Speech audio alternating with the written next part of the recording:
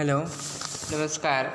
आपण classical mechanics पाहत आहोत. क्लासिकल मेकॅनिक्समधला पहिला टॉपिक आहे आपला Lagrange's formulations and Lagrange's formulation. In Lagrange's formulations we have to studied the conservation theorem, equations of motion for a particle, equation of motion for a system of particle.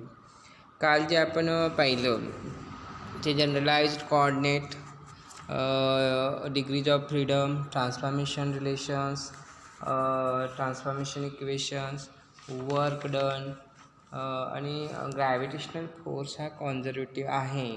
दोन्ही मेथडनं आपण prove केलेला आहे. तर आज या ठिकाणी आपण पाहणार आहोत inverse square law of attractive force is conservative. तत्पूर्वी तुम्हाला सगळ्यांना सांगू इच्छितो की हा प्रॉब्लेम जो आहे तो डेफिनेशनच्या फॉर्ममध्ये आपल्याला 12वी सायन्सला फिजिक्स पार्ट फर्स्टमध्ये झालेला आहे. तर कसा होता, फोर्स ऑफ अट्रॅक्शनची डेफिनेशन होती आणि पहिलीच आपल्याला मला वाटतं आहे सर्क्युलर मोशननंतर ग्रॅव्हिटेशन हा टॉपिक होता. आणि ग्रॅव्हिटेशन हा टॉपिक पहिलाच पॉईंट होता फोर्स ऑफ अट्रॅक्शन.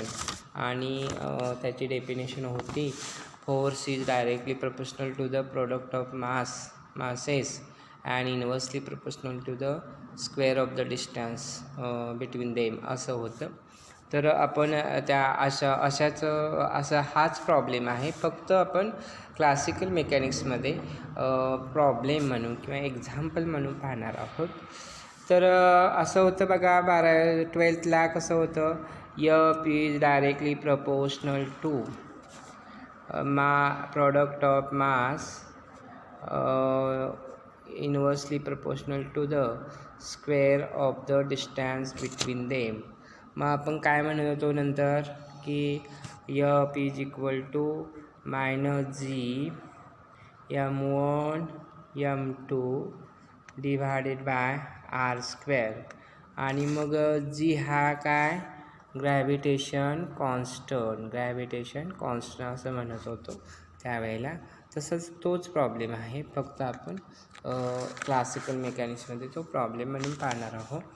तर inverse square law of now here show that inverse square law of attractive force is conservative or central of force is conservative. Solution now see here. Inverse square law of force is the force of attraction between the two particles and is given by F bar is equal to -G. F bar is equal to -G m1 into m2 divided by r². आता जो मी formula लिहून दाखवलेला आहे तोच formula आहे. आता negative sine काय indicates आहे, काय शोज करते किंवा काय इंटरप्रिटेशन करते, तर force is directed toward the fixed point and it is called the attractive force. अशामुळे ते negative sign indicates that force is directed toward the fixed point and it is called the attractive force. मग जे equation 1 आहे कसं आहे, F is equal to -G m1 into m2 divide by r². जे equation आहे ते काय, त्या इक्वेशनला असं पण लिहू शकतो आपण. तर F bar is equal to -K r bar divided by r². म्हणजे rनं मल्टिप्लाय केलं, rनं डिवाइड केलं, आणि K काय आहे तर G m1 मल्टिप्लाय m2 आहे. आणि आपण r bar position vector in 3 coordinate system काय आहे, xi + yj + zk असं आहे. मग F बार काय असेल, K multiply xi + yj + zk divided by हा जो आहे r is equal to √x² + y² + z². Distance formula use केलेला आहे. आणि मॉड्युलस ऑफ r काय आहे, r is equal to √x² + y² + z². Therefore r² raise to 3/2 आहे. r square raised to 3/2. Therefore r square what is x square plus y square plus z square and raised to 3/2.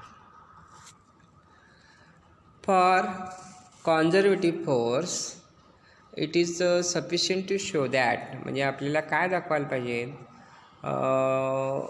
Delta Cartesian product F bar is equal to 0. आता delta आपण कसा denote करतो, तर delta cross F bar is equal to डिटर्मिनंटमध्ये denote करतो आहे.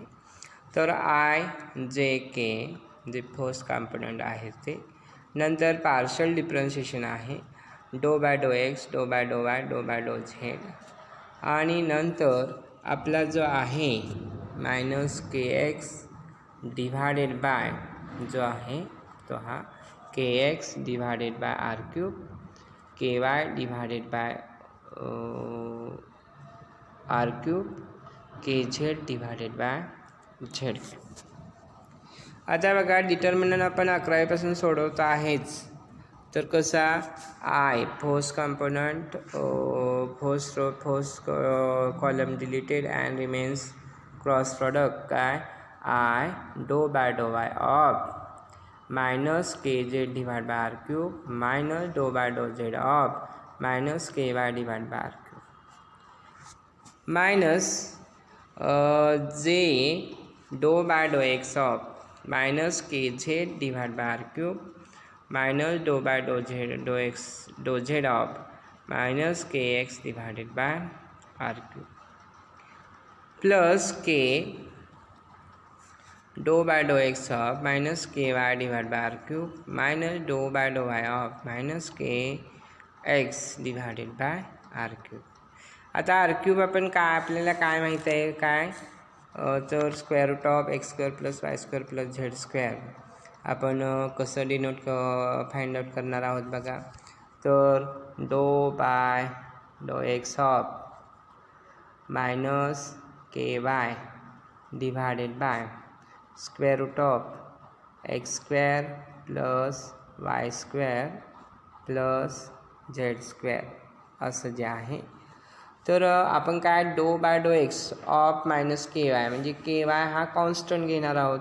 मग काय आपण आपल्याला माहीत आहे 1 square root of F of एक्सची डेरिव्हेटिव्ह काय आहे 1 square root of F of X काय आहे, तर F dash of X divided by F dash of X divided by 1/2 F dash of X divided by square root of F of X असं आहे. मग आपण find out करणार आहोत बघा डो बाय डो x of minus K Z divide by R cube काय आहे minus K Y divide by R cube sorry minus K y कसं डो बाय डो Y of square root of x square plus Y square plus z square काय येणार आहे 1 square root of x square plus Y square raise to z square raise to 3/2 plus 1 येणार आहे म्हणजे 5/2.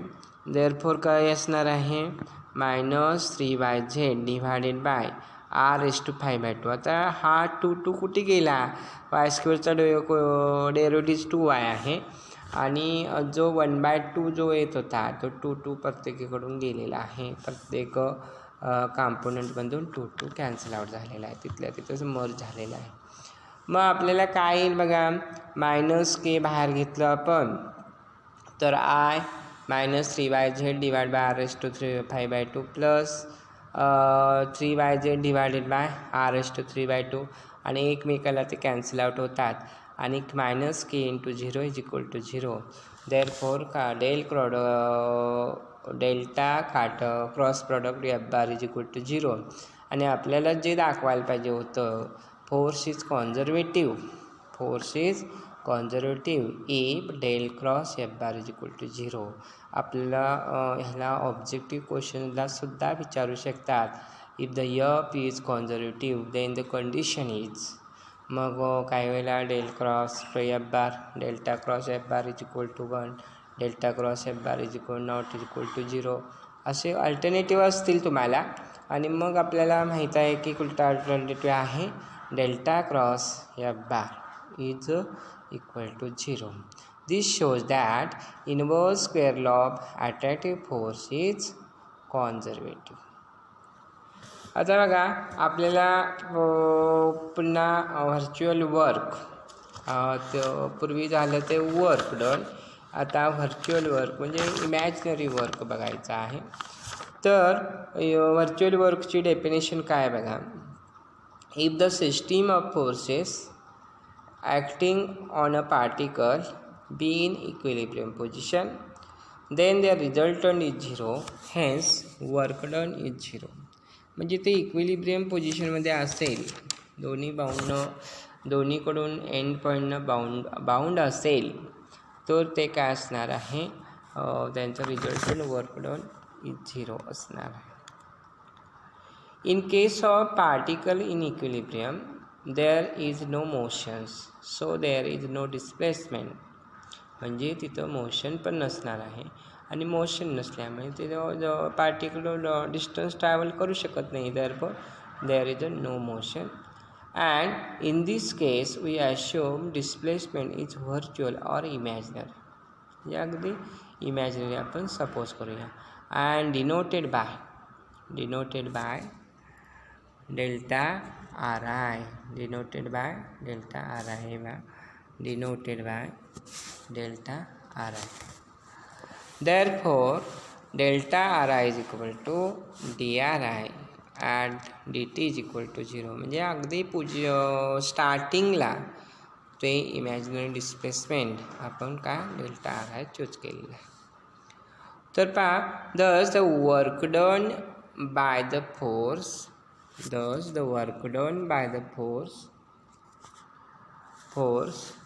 in causing imaginary displacement is called virtual work and is given by summation of fi delta ri over I, summation of fi delta ri over I. This is proof. This is virtual work किंवा work done.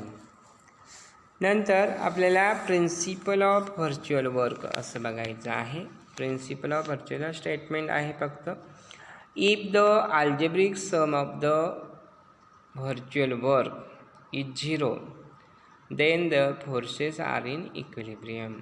Principal of virtual work आपल्याला असं सुद्धा question येऊ शकेल, state the principle of virtual work आणि जोडून कुठला तरी लॉंग क्वेश्चन असेल.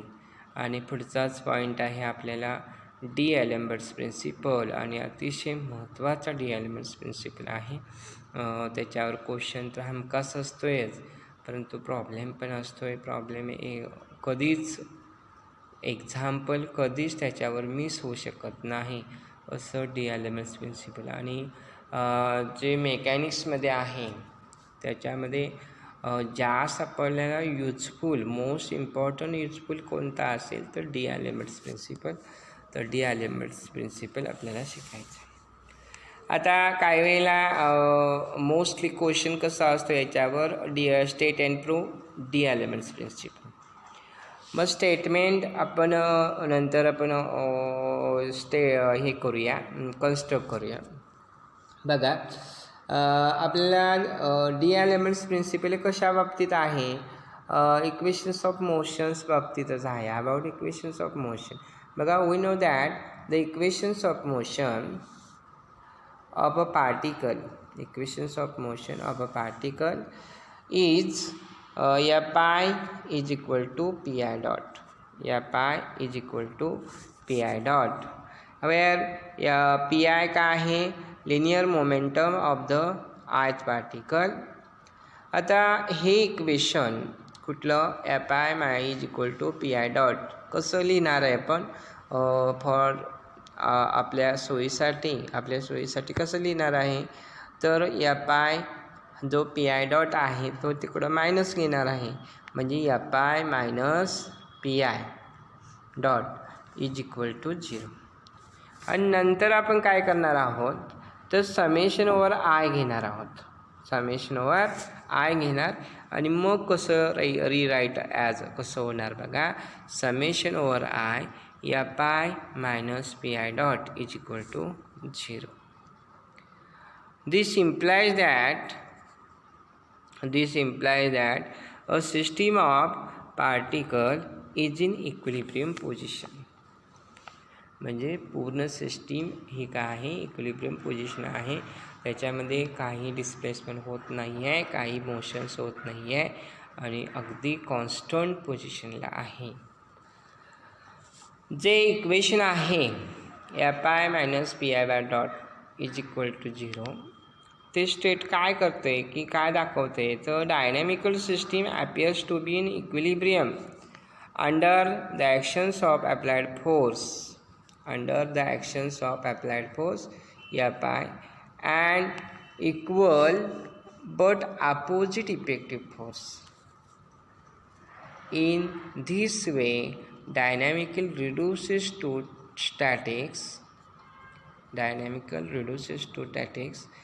The summation of fi minus pi dot is equal to 0. This implies that the system is in equilibrium, hence the virtual work done by the forces is 0, that is summation of fi minus pi by dot delta ri is equal to 0. आपण fi ला delta ri लावलं म्हणजे position vector multiply force लावला की work done झाला आणि मग या इक्वेशनला fi minus P I dot is equal to 0 या इक्वेशनला डेल्टा आर आयनं मल्टिप्लाय केलं की आपल्याला वर्क डन मिळते आणि वर्क डन ते काय आहे, 0 आहे. This is known as the mathematical form of D'Alembert's principle. अतिशय इम्पॉर्टंट मॅथमॅटिकल फॉर्म आहे हा, अतिशय इम्पॉर्टंट आहे. बघा, एक प्रॉब्लेम हमखास असतो, थेरम हमखास असतो त्याच्यावर. तर तुम्ही एक्झामच्या दृष्टीनं कुठं मार्क मिळवायचे ते बघायचे आहे. तर आपल्याला काय करता येईल त्याच्यावर आपण बघायचं आहे. fi minus P I dot delta R I summation over I is equal to 0. तर this is known as mathematical form of D'Alembert's principle आणि हे स्टेटेड ॲज म्हणजे याचं स्टेटमेंट बघा. D'Alembert's principle stated as कसं, a system of particle moves in such way that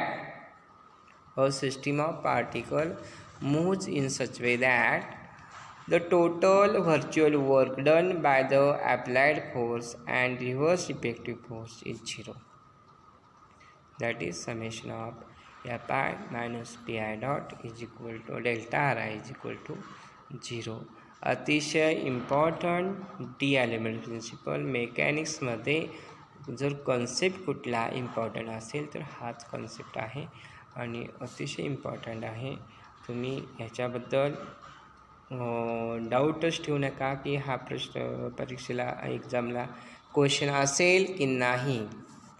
तर आपण कुठून डिराईव्ह केलं, कशातून डिराईव्ह केलं, कसं कन्स्ट्रक्ट झालं ते बघा. तर इक्वेशन ऑफ मोशनवरून डिराईव्ह झालं आणि सिस्टीम ऑफ पार्टिकलसाठी आपण ॲप्लाय केलं आणि त्याला मल्टिप्लाय पोझिशन व्हेक्टरनं केलं किंवा व्हर्च्युअल डिस्प्लेसमेंटनं केलं आणि ते फॉर्म काय झालं, मॅथमॅटिकल प्रिन्सिपल. आणि मॅथमॅटिकल प्रिन्सिपल काय झालं, डी एलिमेंट्स प्रिन्सिपल. अतिशय सोपा आहे, परंतु काही जणांना काहीच आठवत नाही ते कुठून आलं, काय आलं, कसं कन्स्ट्रक्ट करायचं, हाच क्वेश्चन आहे. एक्झामला जर क्वेश्चन आला state and proof D'Alembert's principle, अगोदर स्टेटमेंट लिहायचं आणि नंतर प्रूफ लिहायचं आणि डिस्क्राईब डी एलिमेंट्स प्रिन्सिपल आलं तर आपल्याला आहे तसं लिहिलं तर चालेल. आपल्याला we know that the equations of motion of the particle fi is equal to p I dot असं जरी मांडलं असं जरी अरेंज केलं, असं जरी रिप्रेझेंट केलं तरी चालेल. परंतु स्टेट अँड प्रूव्ह जर आलं तर अगोदर स्टेटमेंट आपण शेवटी जे म्हटलेलं आहे D'Alembert's principle state that D'Alembert's principle states that the dynamical system of particle in such way that the total work done by the applied force and reverse effective force is 0, and this is fundamental principle of mathematical mechanics. Fundamental principle असं पण येईल, state and prove fundamental principle of mechanics असं सुद्धा विचारलं जाऊ शकेल.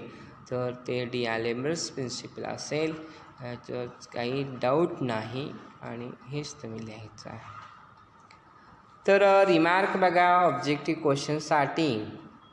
D'Alembert's principles describe the motions of the system by considering its equilibrium. All the laws of mechanics, second remark, all the laws of mechanics may be derived from this single principle. Hence, D'Alembert's principle has been called the fundamental principle of mechanics. आत्ताच आपण मी सांगितलं fundamental principal आहे ते, आत्ताच हे सांगितलं. ठीक आहे, मग आपण काय करणार आहोत बा. तर पुढे आपल्याला काही एक्झाम्पल पाहायचे आहेत.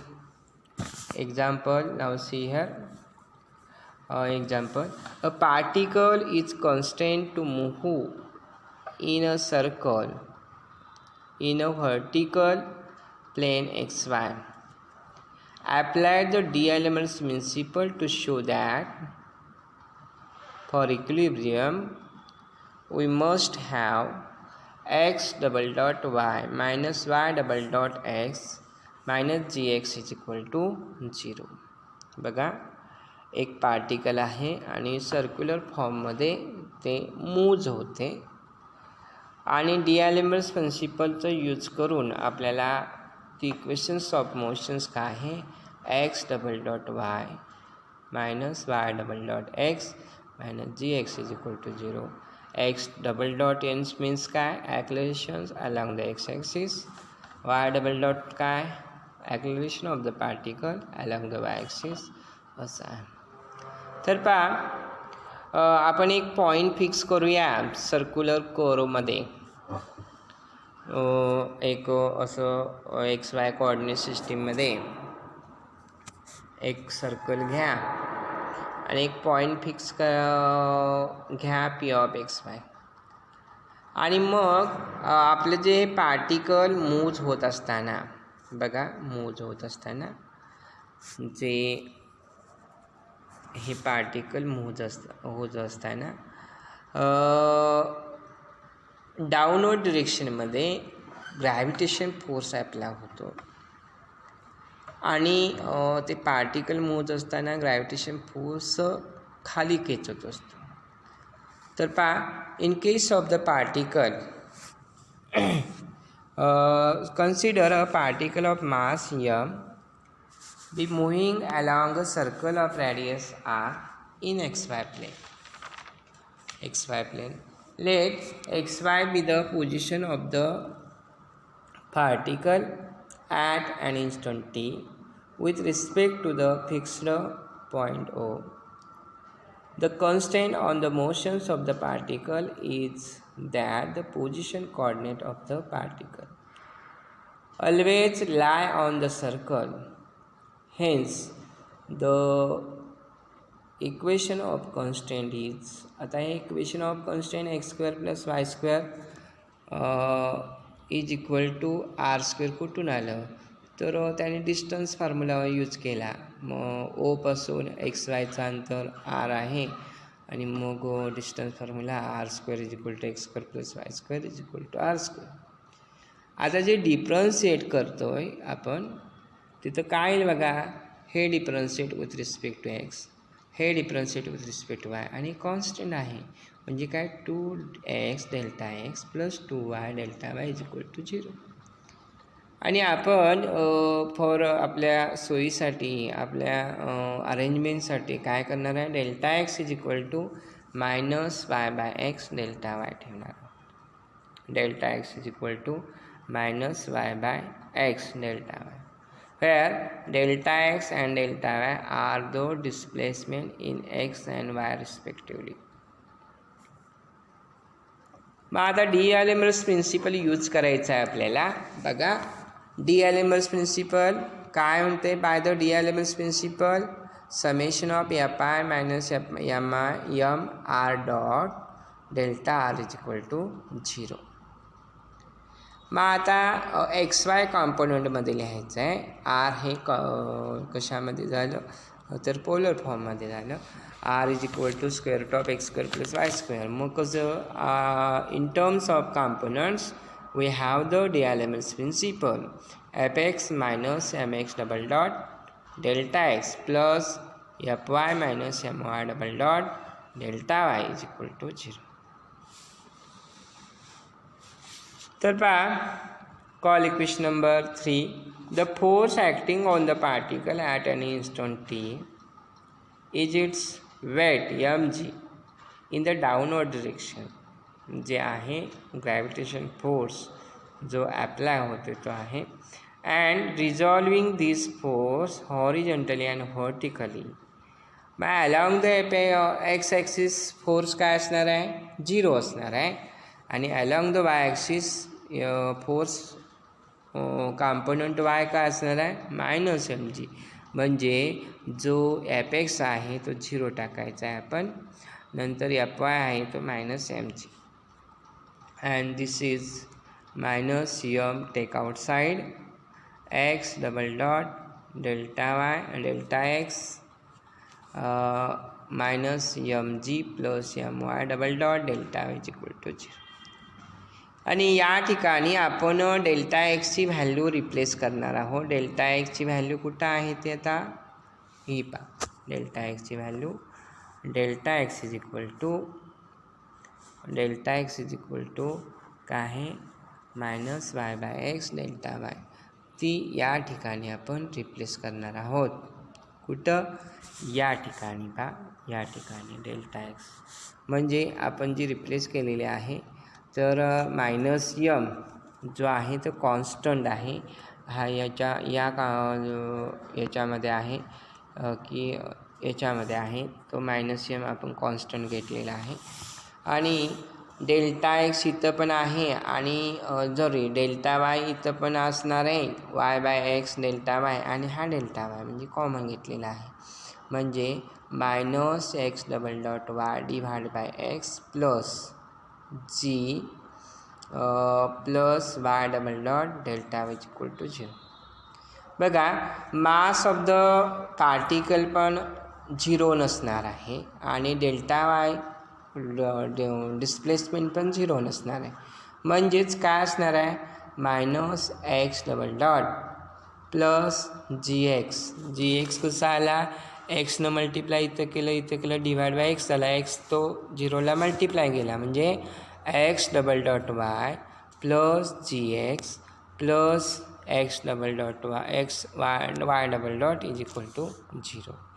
म्हणजे काय झालं आता निगेटिव्ह साईन फर्स्ट कॉम्पोनंटचं इरेज करायचं आहे. X double dot Y minus G X plus minus X Y double dot.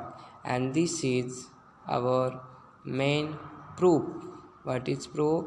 Show that x dot y minus y dot x minus gx is equal to 0. And this is our required proof and shows that. नंतर आपल्याला एक problem आहे एक example आहे. using D'Alembert's principle to determine the equation of motions of a simple pendulum. किंवा आपल्याला असा question आहे की describe the equation of motion of a simple pendulum by using D'Alembert's principle. असा सुद्धा क्वेश्चन येईल. तर पहा आपल्याला सिम्पल पेंडुलम म्हणजे माहीत असेल डेली लाईफमध्ये आपण यूज करतो आहे. तर घड्याळातील जो दोलक आहे त्याचं ते एक्झाम्पल म्हणजे काय आपलं सिम्पल पेंडुलमचं आहे. आणि आपण 12thला पण मला वाटतं प्रॅक्टिकल केलेलं आहे. सगळेच 12th सायन्स करून आलेले असणार आहेत. त्यामुळे मी 12चं एक्झाम्पल म्हणजे वारंवार म्हणतो की आपण त्याची फ्रिक्वेन्सी बघितली, आपण त्याचं सर्क्युलर डिस्प्लेसमेंट बघितलं 12थला आणि एक्सपेरिमेंटसुद्धा केलेला आहे. प्रत्येकाला तो एक्सपेरिमेंट होता, आम्हालासुद्धा होता आणि आत्तासुद्धा आहे तो. त्यामुळे मी पाठीमागे जाऊन रेफरन्स देतो आहे.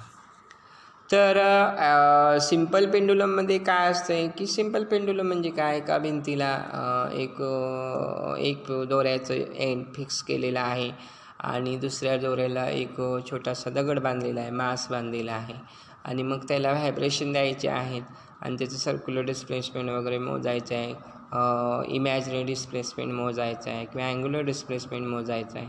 असं फॉर्ममध्ये म्हणजे काय जे आहे ते सिम्पल पेंडुलम. तर पहा, consider a particle of mass m attached to one end of the string and other end is fastened to at point O. मग आता let l be the length, जी लेंथ आहे ती ही आहे यल, जी आहे ती ही यल जी आहे ती ही. नंतर आपल्याला एक कोर क्रिएट होतो असा, हे पहा असा जो कोर क्रिएट होणार आहे. मग आपला जो मॅक्झिमम डिस्प्लेसमेंट आहे ते यल आहे आणि मग ओरिजिनल पोझिशनवरून तो टर्मिनल पोझिशनला पेंडुलम जातो. त्यावेळी आपल्याला अँगल्स क्रिएट करताना दिसतं थीटा. तर पहा, let l be the length of pendulum, theta be the angular displacement of the pendulum as shown in figure. मग आपल्याला इथं ग्रॅव्हिटेशनल फोर्स पण ॲप्लाय होतो आहे, कारण तो ते मास बांधलेला असल्यामुळे ते पडत नाही, परंतु ग्रॅव्हिटेशनल फोर्स पण ॲक्टिव्ह होणार. आणि मग इकडे जर आला तर कॉम्पोनंट तो काय होतो, ग्रॅव्हिटेशनल फोर्स आणि साईन ऑफ अँगल असणार. आणि तिकडे जर गेला तर तो उजव्या बाजूला राईट साईडला तर तो mg cos थीटा असणार आहे. तर पहा, by D L M S principle summation of fi minus pi dot delta ri is equal to 0, where I is the number of particles in the system. Therefore f minus mr double dot delta r is equal to 0. Now here is equal to 0. Therefore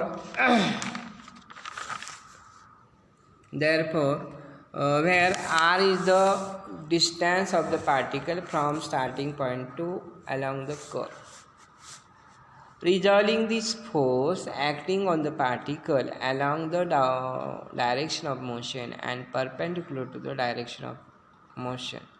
Therefore f is equal to minus mg sin theta. जो आहे हा जो आहे रिझॉल्विंग, आपण एका डायरेक्शनने विचार करणार आहोत. mg sin थीटा परपेंडिक्युलर डायरेक्शनमध्ये बघणार आहोत. तर फोर्स कुठला ॲक्टिव्ह होतो आहे, तर f is equal to minus mg sin theta. Negative signs indicate that force directly downwards direction. मग आपण फोर्स ॲप्लाय करणार आहोत त्या डी एल एम एस प्रिन्सिपलमध्ये. आणि पी आय काय आहे, लिनियर मोमेंटम. पी आय म्हणजे काय आहे, मास मल्टिप्लाय व्हिलॉसिटी, आणि व्हिलॉसिटी व्ही कशी डिनोट करता आर डॉट, आणि व्ही कसा लिनियर मोमेंटम पी कसा व्ही आय डॉट म्हणजे r double dot. Circular displacement म्हणजे जे डिस्प्लेसमेंट आहे त्याचे सेकंड डेरिव्हेटिव्ह म्हणजे लिनियर मोमेंटम. मग minus mg sin theta minus mr double dot delta r is equal to 0, where the negative sign indicates that the force is opposite to the direction of motion.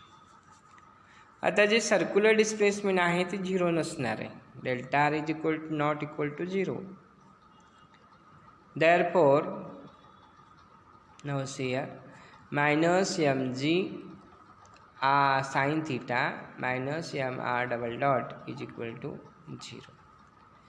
आता आपल्याला माहीत असेल 11वीमध्ये मला वाटतं angle and measurement 11वीला maths होता बऱ्याच जणांचा म्हणण्यापेक्षा सगळ्यांचाच, जे आपण सर्क्युलर डिस्प्लेसमेंट काढतोय ते सर्क्युलर डिस्प्लेसमेंट कसं काढतोय तर आर इज इक्वल टू हे circular displacement R is equal to जी ही लेंथ आहे मल्टिप्लाय तो अँगल आहे.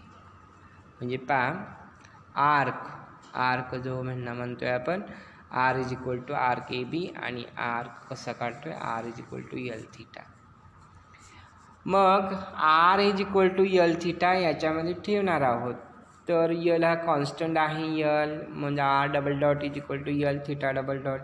देअरफॉर काय असणार आहे l theta double dot is equal to minus g sine theta. Therefore theta double dot is equal to g by l sine theta. For theta is very small, therefore sin theta equivalents to theta. Therefore, theta double dot is equal to minus g by l theta. And this is equations of motions of simple pendulum. And this is equations of motions of simple